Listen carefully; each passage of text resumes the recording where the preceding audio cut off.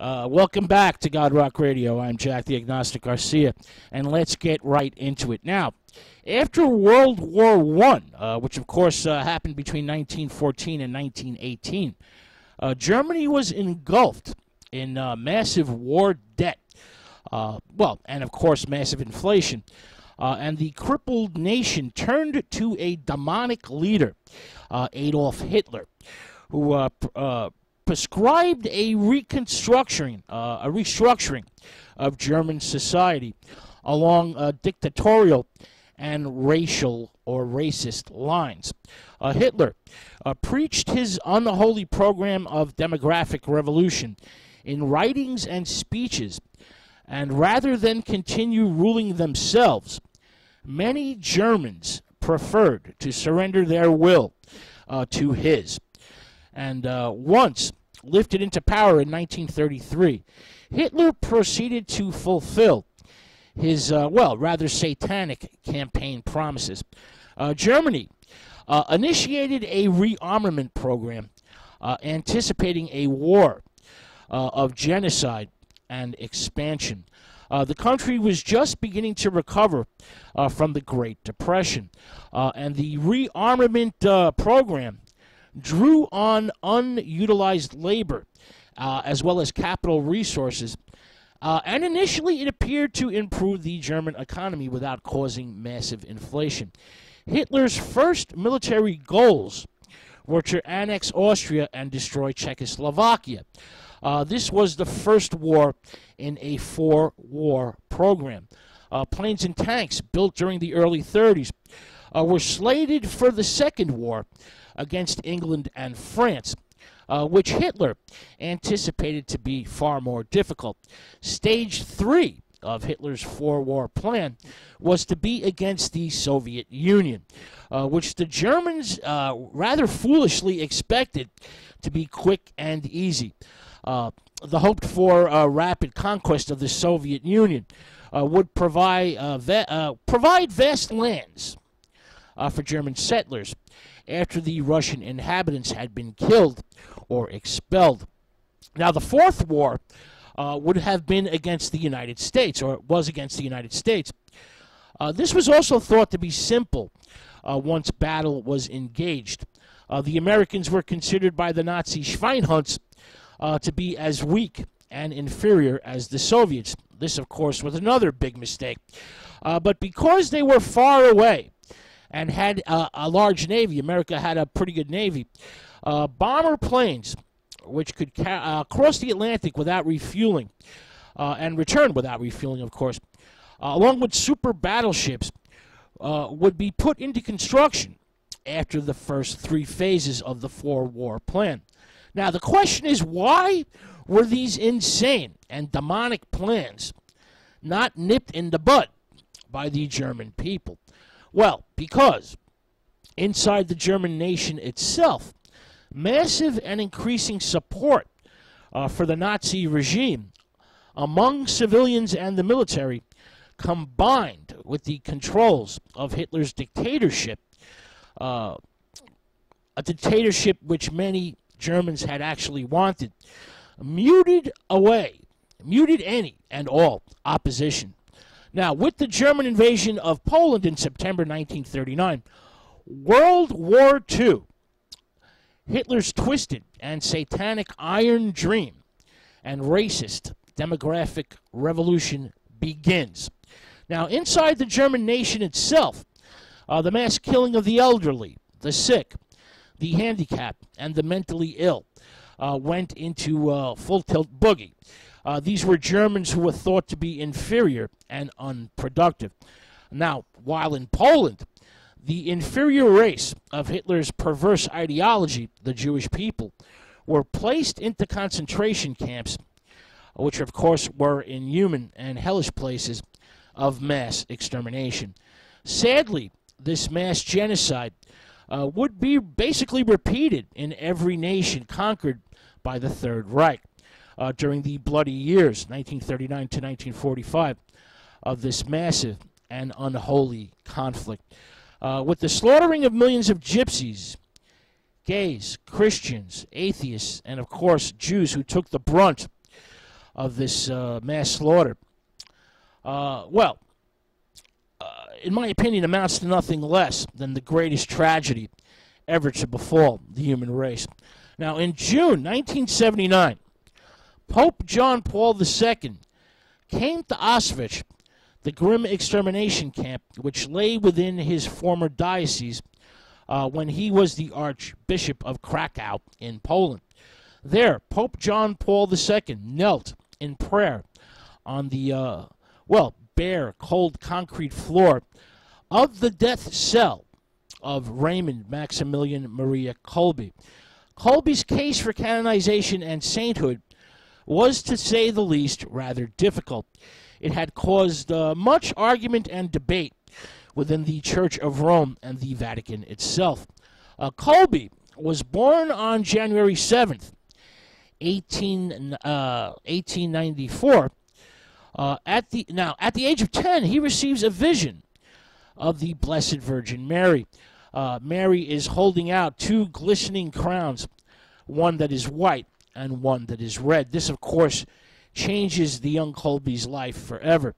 In 1917, while a member of the Franciscan order, he joins the Franciscans. Colby created the Militia of Mary Immaculate, a worldwide organization dedicated to the devotion to the Blessed Virgin. The movement slowly grew and grew. Colby carried his message as far away as Asia, into Japan, for example, and established a thriving friary in his own native Poland. He called it Nipuk ala Now, or Mary's City. He is, of course, by this time ordained as a priest. Colby is in charge of the friary when the Nazi army invades and World War II breaks out. By early 1941, the Nazis were preparing to invade Russia, and all intellectuals and troublemakers, or anyone who opposed the Third Reich, were rounded up and thrown into prison. On May 28th, Father Raymond Maximilian Maria Colby was sent to the Auschwitz extermination camp. The Nazis' final solution was sadly in full swing, and countless numbers of Jews, gypsies, communists, gays, atheists, and even Christians were being ruthlessly put to death. The toll of this inhuman, satanic horror, this hell on earth, grew and grew. Now, at 6 p.m. On July 30th, 1941, the weary prisoners of cell block 14 were ordered before Commandant Fritz. As the commander of the extermination camp approached the starving prisoners, he shouted, "An inmate has escaped. Therefore, as punishment, 10 of you will now be chosen to die." The commandant then pointed with his riding crop towards the weary prisoners, counting off 1, 2, 3, 4, picking people at random, basically. On and on he goes. All the prisoners accepted their fate in silence. But when Commander Fritz got to the 10th man slated for execution, the 10th prisoner, upon hearing the news of his imminent death, thought out loud, saying, "My poor wife and children."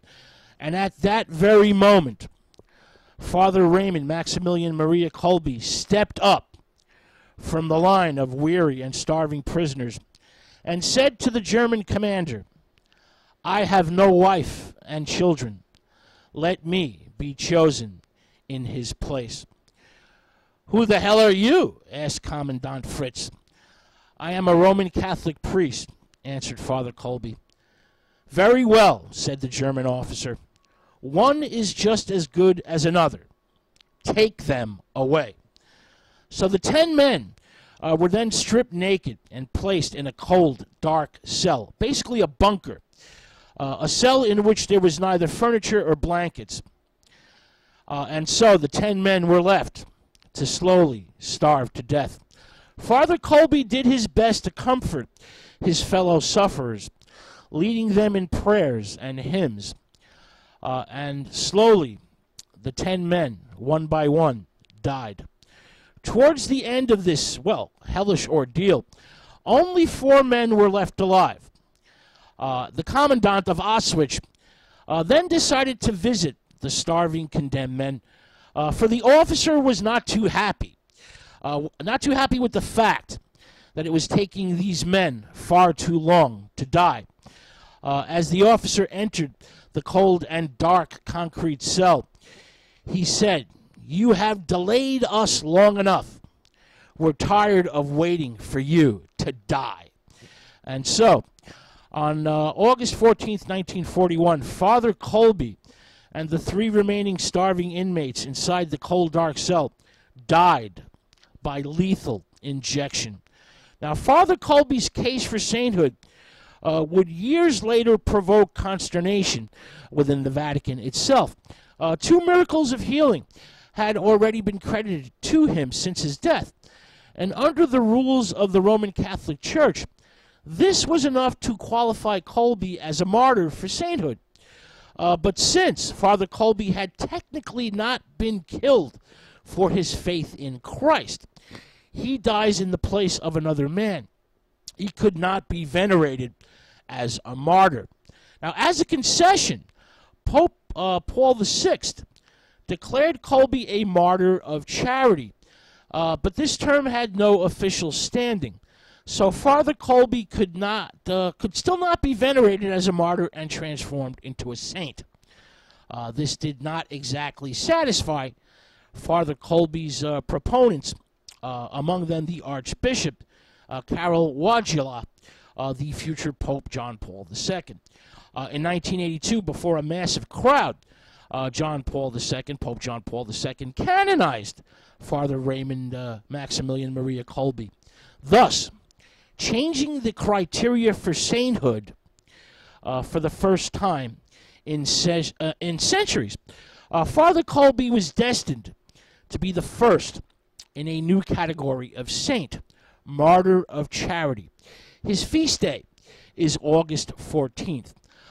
Like Father Raymond Maximilian Maria Colby, Saint Edith Stein, a highly intellectual Jewish woman who converted to Christianity and became a Carmelite nun, would also die in the Auschwitz extermination camp. We will tell her amazing and controversial story in our next talk segment. But first, some more music.